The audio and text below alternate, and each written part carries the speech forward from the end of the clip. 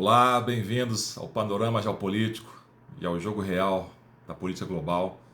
Eu sou o Marcos Legô e aqui as cortinas da geopolítica se abrem. Você pode ainda não enxergar o tabuleiro do xadrez global como ele é, mas aqui, sabendo que informação é poder, você vai começar a entender. Pessoal, agora é oficial.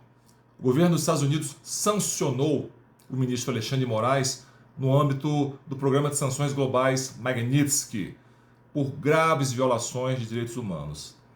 Com isso, Moraes, Xandão, passa a ser considerado um risco à segurança nacional dos Estados Unidos. Xandão passa a ser, olha só, equiparado às lideranças do regime Talibã no Afeganistão e ao líder de uma gangue no Haiti, responsável pelo sequestro de cidadãos americanos. Que bonito para a imagem do Brasil, né? Que coisa linda. Que esse seja um aviso para todos aqueles que atropelam os direitos fundamentais, que perseguem nossos compatriotas, irmãos, filhos, amigos, nossa família. As togas não irão mais protegê-los.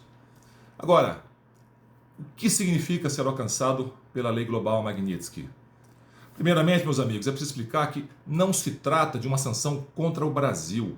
É uma sanção contra um indivíduo que exorbitou de suas funções. Então, Moraes foi incluído na lista SDN, significa Specially Designated Nationals and Blocked Persons, do OFAC, que é o Office of Foreign Assets Control do Departamento do Tesouro dos Estados Unidos.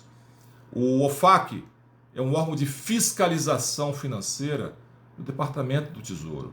Ele administra, aplica sanções econômicas e comerciais baseadas na política externa e nos objetivos de segurança dos Estados Unidos contra países e regimes-alvo, que podem ser, olhem só, terroristas, traficantes internacionais de narcóticos, pessoas envolvidas em atividades relacionadas à proliferação de armas de destruição em massa, outras ameaças à segurança nacional, à política externa ou à economia dos Estados Unidos.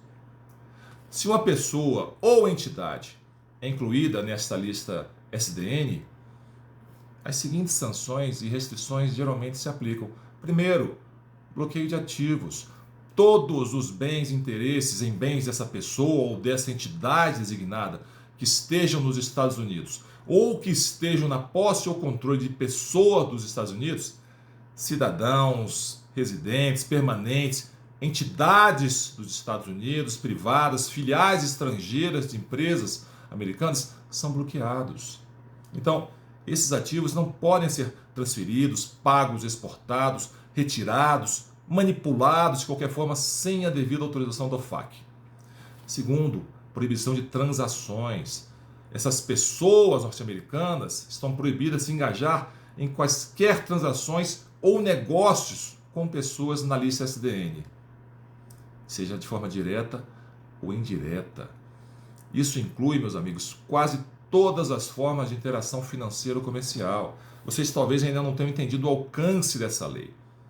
Além de não poderem ter conta em bancos que participem do sistema internacional SWIFT, e aí incluindo formas de pagamento alternativas como PayPal, isso é, quase todos os países do mundo, com exceção da Rússia e mais meia dúzia de países, além de não poderem ter cartões de crédito Master, Visa, American Express, isso significa até mesmo a impossibilidade de baixar programinhas na Apple Store, na Play Store, acessar Netflix, viajar por empresas aéreas que operem em território americano, ainda que não estejam destinadas aos Estados Unidos.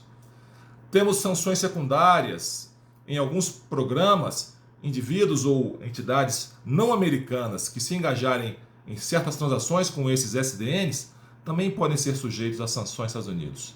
Por quê?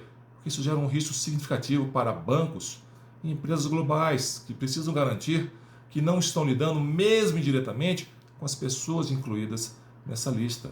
Ou seja, a inclusão nessa lista SDN vai resultar em sérias dificuldades para a pessoa ou entidade que acessar o sistema financeiro global, já que bancos internacionais que operam com ou através do dólar americano ou têm presença nos Estados Unidos tendem a cortar laços para evitar sanções. Além das restrições de viagem que vocês já ouviram falar, né? Isso sem falar no dano reputacional. Imagine você estar incluído aí nessa lista, ser praticamente um talibã, um líder de gangue haitiana. Ou seja, nós temos aí um isolamento financeiro e comercial severo. Mas quem procura acha. Agora, talvez o Moraes, não tivesse avançado tanto se não fosse em virtude do consórcio lulopetismo-STF, que vem instaurando um regime autoritário que vem destruindo o Brasil. Então, em virtude disso, hoje, dia 30 de julho, o presidente Trump assinou uma ordem executiva que implementa, olha só, uma tarifa adicional de 40% sobre o valor das exportações brasileiras, elevando o total para 50%, para lidar com essas políticas, essas práticas do governo brasileiro, que constituem uma ameaça incomum e extraordinária à segurança nacional, política externa e economia dos Estados Unidos. Essa ordem declara uma nova emergência nacional, usando a autoridade do presidente sobre a Lei de Poderes Econômicos de Emergência Internacional de 1977, conhecido como IEEPA.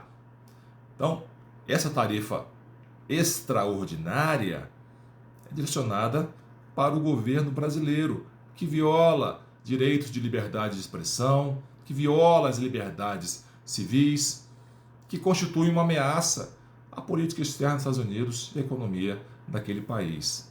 Então essa ordem conclui que essa perseguição politicamente motivada, a intimidação, a censura, o processo a que está sendo submetido o presidente Jair Bolsonaro como um todo, o processo a que está sendo submetido a direita do Brasil, tudo isso representa graves violações da ordem jurídica nacional.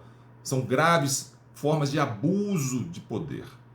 E todos vocês têm acompanhado que o presidente Trump tem reafirmado consistentemente seu compromisso de defender a segurança nacional daquele país, a economia dos Estados Unidos contra ameaças estrangeiras. Isso inclui a salvaguarda da liberdade de expressão. Isso inclui a proteção de empresas dos Estados Unidos contra a coerção, contra ordens ilegais de censura, pela responsabilização dos abusadores de direitos humanos, em vista do seu comportamento ilegal.